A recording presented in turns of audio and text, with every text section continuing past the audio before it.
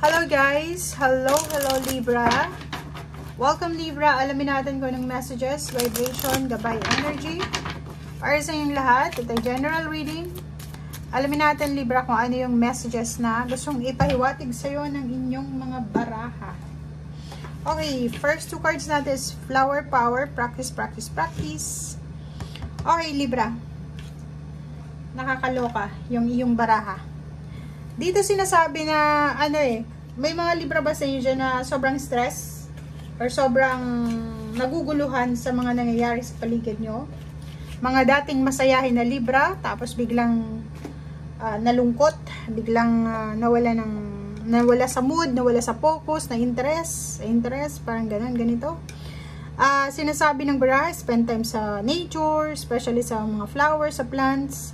Kasi pwede siyang makahil sa kung ano man na emotional problems na pinagdadaanan mo.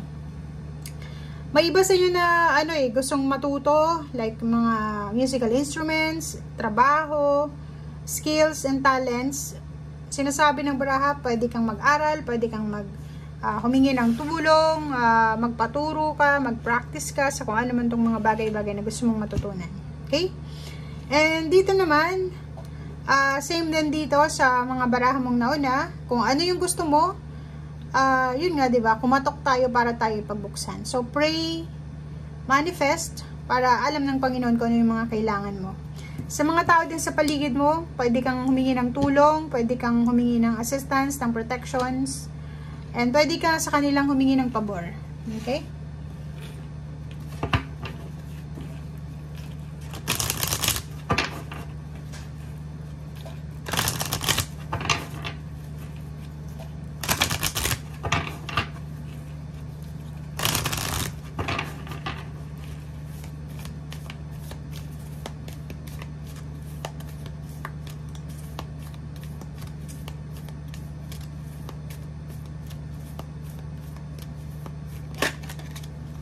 Okay, revealing regions.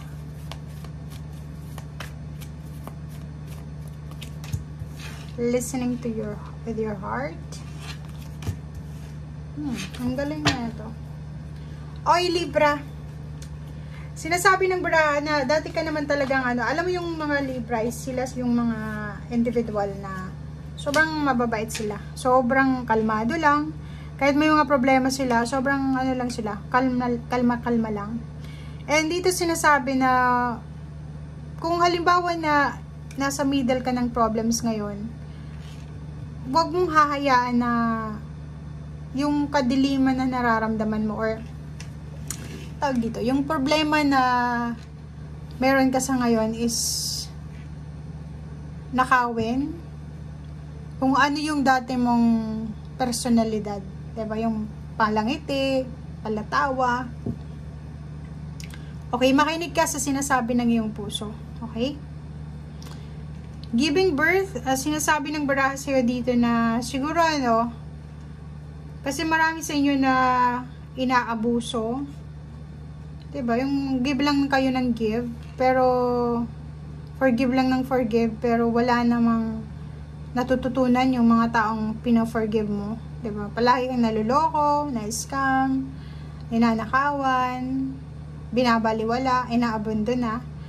Sinasabi ng baraha na kailangan mo siguro ng baguhin kung ano yung dahilan. Like, kung palagi kang giving, diba? Minsan kailangan mo rin maging madamot. Hindi sa sobrang damot, kundi kailangan mo din na magtira para sa sarili mo. Para maiwasan yung pang-aabuso sa'yo. Mahirap kasing sabihin dito guys. Para maiwasan yung mga nang-aabuso sa'yo, make sure na marunong ka din mag-say yes, say no. Diba? Kasi palagi kang yes Yes ang yes. Bawal sa'yo yung no. Kahit na alam mong inaabuso ka na, sinasabotahin na yung privacy mo, yung freedom mo, yes ka pa rin ng yes. So make sure na marunong ka din mag-say no. Marunong ka din na mag-prioritize sa sarili mo.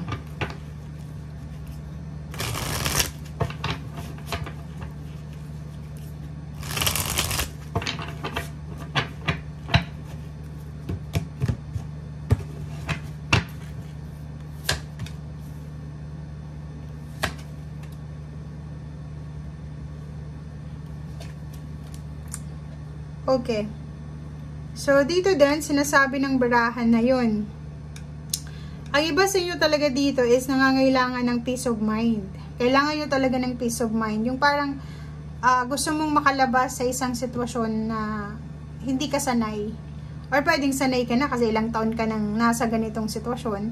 Pero sa ngayon, lalo na kung medyo may edad ka na, nasa 60 years old below, parang iniisip mo na tumanda ka na lang ng palagi kang nagpapasensya, palagi mong binibigay kung ano yung gusto nila. So, dito nakikita ko na gusto mo din ng freedom. Gusto mong maging masaya. Gusto mo din na maranasan yung financial fulfillment, lalo na sa pamilya. Nakikita ko sa'yo dito na may iba sa inyo na matagal na kayo nagtatrabaho pero wala kayong naiipon. Nakikita ko sa'yo dito na minamanifest mo na sana magbago na yung buhay ko financially and emotionally. Sana maging stable na yung pamilya ko. Sana maayos na yung gusto ng pamilya ko. Sana matapos na yung problema sa pera. Parang ganito na mga minamanifest mo. And sinasabi sa'yo dito ng 2 cards na to na kailangan mong magpakatatag. Kasi yung kagustuhan mong magbago, makapagsimula ng bagong buhay, makaalis sa sitwasyon na hindi na masaya or sitwasyon na suffocated ka na, naguguluhan ka na, nasasakal ka na, pwede mo yun magawa. Pero ang tanong dito, kaya mo bang panindigan yung decision mo eh? Kasi 'di ba? Alam ng tao sa paligid mo kung gaano ka kabait, kung gaano ka kabuting tao. Kaya ginaganyan ka nila. So, kailangan mo doon ng pagbabago dito eh. Ipakita mo din sa kanila, giving birth eh. Ipakita mo din sa kanila na hindi sa lahat ng oras, okay lang sa'yo na masaktan, hindi sa lahat ng oras, masaya ka lang. Diba? May mga problema ka din eh. Parang nakikita ko sa'yo dito, dinadump nila sa'yo, tinatapon nila lahat ng problema sa'yo, tapos ikaw yung pinapaproblema nila. Diba? So, nakakaawa yung iba dito na Libra. Sobrang nakakaawa. Kasi, isa kayo sa mga zodiac sign na sobrang mababait. Sobrang kalmado. Hindi nyo deserve yung treatment na ginagawa sa inyo ng mga tao sa paligid nyo.